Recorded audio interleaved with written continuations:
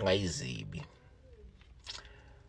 ungayizibi MK mayiyokhethweni beyifuna i-2/3 majority siyeke ukuthi ukhetho ke lwenzeka kanjani kwantshontshwa kwabasho bacima yangayithola. Yebo ke icala ke lisenkantolo, kodwa thina ke njengabalandeli noma njengomphakathi akusikona kwethu lokho, ngoba ikhona i-legal team edila nalonto.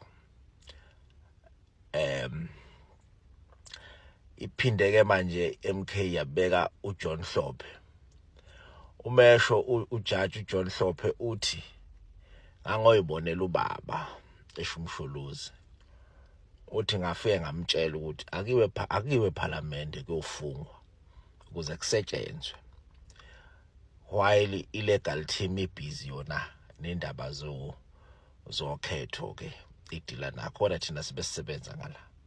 Isithi ke le ndoda into engoyenza lapho ngohlanganisa abantu abamnyama,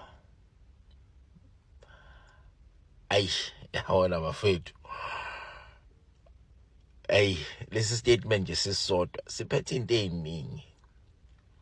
Iqiniso lithi u-2/3 majority njengabantu abamnyama sinawo, but iproblem ukuthi kukhona ongqondongqondo abaqikelelayo ukuthi thina njengabantu abampisholo sihlakazekile ukuze singakwazi ukushintsha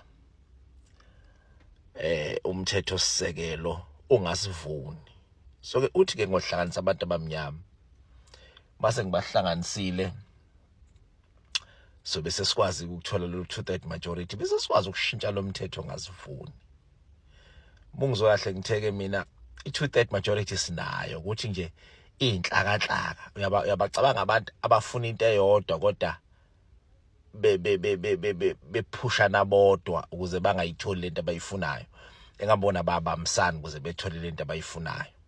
So ke i-key focus yethu thina njengomphakathi njengamanje ukuqikelela ukuthi asithandi imbala yeqembu, asithandi ama-food parcel esiwathola eqenjini, asithandi futhi lento ukuthi ngizoba yikhansela ngizoba yini. Cha, ake sibukeni thina into esiyifunayo sisonke ukuthi yini. Njengoba thina sifuna kushintsha umthetho sisekelo lo ngasivuni nje, asilazi iqembu elizosisiza ukuthi si-achieve lokho, singilinikeza amandla ukuze likwazi uku-achieve lokho. Thina sokwenza kanjani ke lokho ke? Yabona kusukela manje indawo kumele sifocuse kuyona thina, kumele sifocuse ekuthenini ukhetho lwabanjani. Asiyekele illegal team idile nendaba yokhetho. Nansi into kumele sidile ngayo thina. Asiqikeleleni thina ukuthi umuzi nomuzi wase-South Africa unelunga le-MK. Once ak-achieve lokho, awungabe beka umuntu umuzi ongenalo ilunga le-MK. Once ak-achieve lokho, asiqikeleleni ukuthi ngo-2025 lelo lunga lelo le-MK elikhona umuzi nomuzi liconvince bonke abantu bakubo ukuthi babe MK.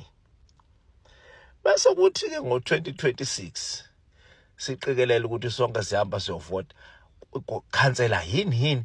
Uyabona nje kohulumeni kokhetho lohulumeni basekhaya yonke into very MK kucace nje ukuthi sisebenzela ukuthi ngokhetho olulandelayo le 2/3 majority siyayithola, ngoba lezi mambane lapha eParliament zamanye amaqembu lawa abantu abampisholo zicabangela izisu zazo and siyalimala. Ngoba silimala nje isikhathi siyahamba. Nayi indoda khulumile le ndoda le yawubeka umhlahlandlela, and into engiyithandayo ke ikhuluma ngento eyaziyo ngoba ibonile ukuthi lo mthetho usicindezela kangakanani.